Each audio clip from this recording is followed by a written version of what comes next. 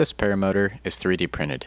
It has a Nirvana 200 engine on it, Iris carbon fiber swing arms, Dudek power seat light, a 16-liter tank from Limitless, and a 160 centimeter ground adjustable pitch E-prop. It weighs 59 pounds without the reserve.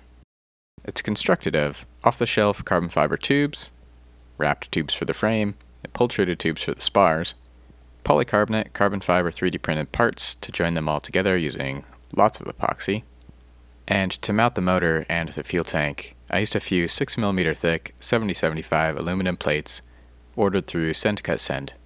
My primary goal for this prototype was to foot launch a 160 centimeter prop. I wanted to know what sort of fuel efficiency I could get, and I wanted to know if it was practical to wield something this large.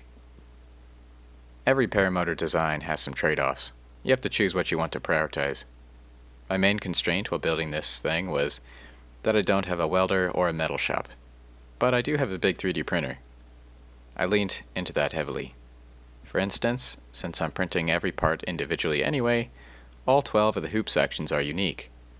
All the spar lengths are unique, and the joiners on the central frame have complicated geometry to point all the spars in exactly the right directions. I was able to try several interesting things with this design.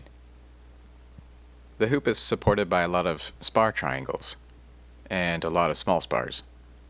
The hoop is tapered. The netting loops are built into the hoop sections. The central frame has a deep triangle.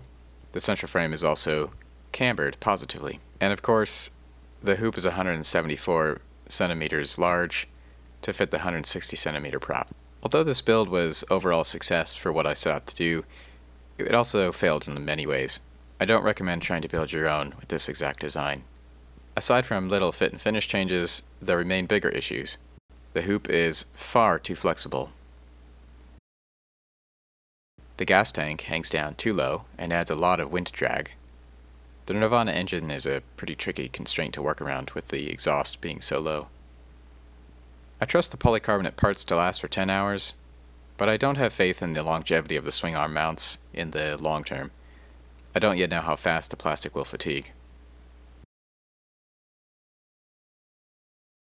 The kickstand design works, but takes so much more mechanical stress than I anticipated while you're getting the motor on your back. A unique thing to a paramotor this size is that the harness is well off the ground just as the motor is sitting there. It's too low to easily step into, but too high to sit down in.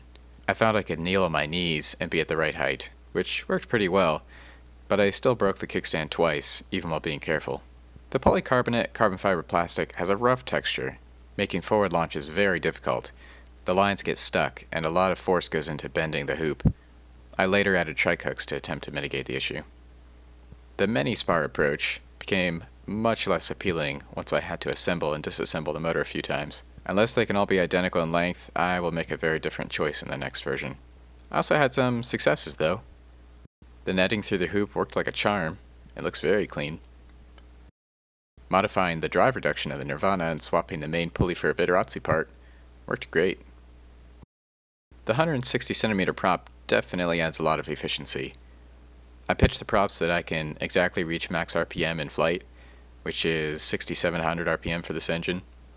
At that setting, I was cruising around at 3,200 RPM, sometimes descending slowly for a few minutes, but then climbing again for several minutes straight.